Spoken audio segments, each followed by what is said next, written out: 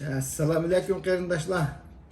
Bugun men oldimda salmon biliqininki go'sht turdi. Bugun shu salmonni pishirishning eng oddiy shu o'zim bildigan usulini bir ko'rsatib qo'yay dedim. Bu salmon biliq nimaniki ekan? Noviniki ekan. Novidan import qilingan ekan. Bu o'zi mana 1,5 kilo ekan mana. 1,5 kilo ama Amerika'da 31 dollarga setip aldım. Bu salmon biliqni tanlaganda qancha qizil bo'lsa shuncha yaxshi. O'tgan biz Alaskaga borganda u yerda iste'mol qilgan biliq ash qip qizil. Videosini chiqarib qo'ydim, o'zinglar ko'rsizlar. Ama Costco'larga borsanglar ba'zi oqishroq bo'ldi-ku. Qizili yaxshi. Rangi qizil nihoyat yaxshi ekan. Endi qilay maqsad kelayli.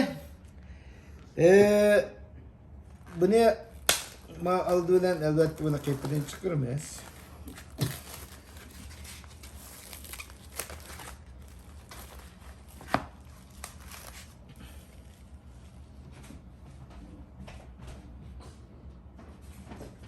Mana Müştaq endi men buning ustiga tuzni endi tuzli ba'zilar tuzliqaroq bo'lishini yaxshi qildi. Men endi shu bekmi tuzli qilib ketmayman, ish qilib tuz ta'mi chiqadiganday. Buni o'zingizlar tanishib olsizlar. Buni chetib. Endi mana qarmush.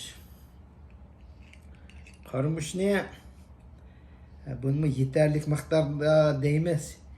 Ish qilib bekmi jiq bo'lib ketmasin. Bekmi oz bo'lib qolmasin.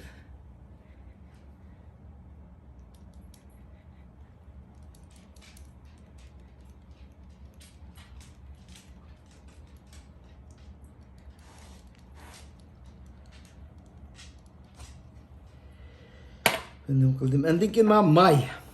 Bu hamda men olive oilni ishlatdim. Zeytun yağıdan da.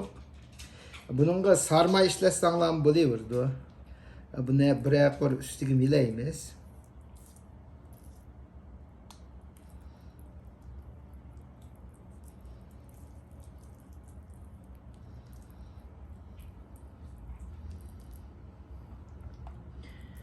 Mayma jiqaroq bo'lib ketsinmi bo'ldi, azroq bo'lsin bo'ldi. Buning da cho'ng masala emas.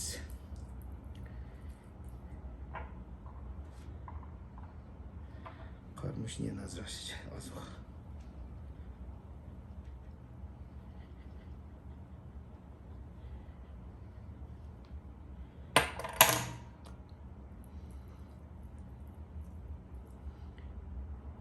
Xo'sh, bu endi bo'ldi. Endi buni kesimi da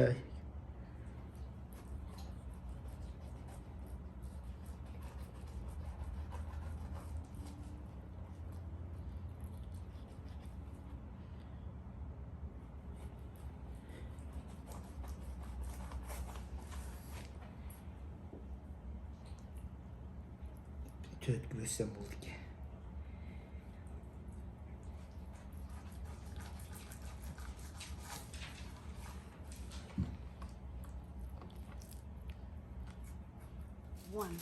Mana bu alüminyum qog'ozni ishlataman. Buni qilib, undan meyaga azroq may surkitay. Bo'lmasa chopishib ketishi mumkin.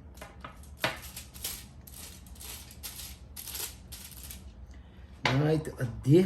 Buni ekilib, bunday qilib, endi buni o'raymiz.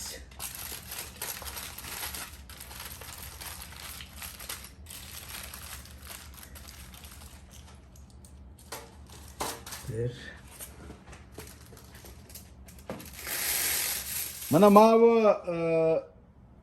ovenni beyki bilan 225 gradusga qo'yaman. Endi buni qizitib qo'yaman. 225 bo'lganda sasa bo'ldi. Mana bu tayyor bo'ldi.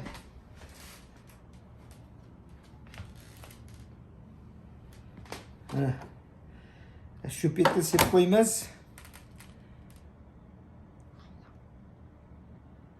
25 minut boshli bo'ldi.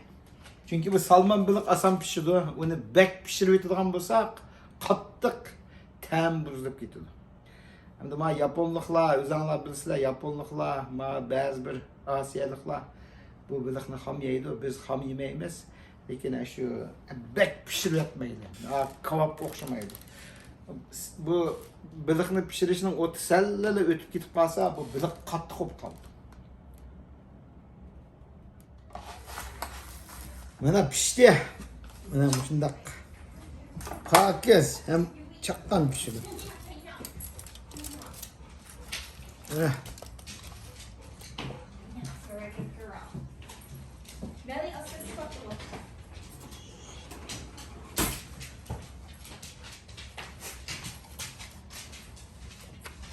Ana shunda obdan pishibdi. Shunda yumshoq pishibdi.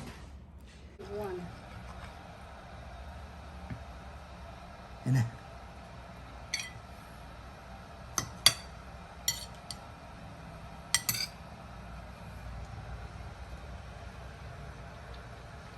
Rahmat, yaxshi. Rahmat.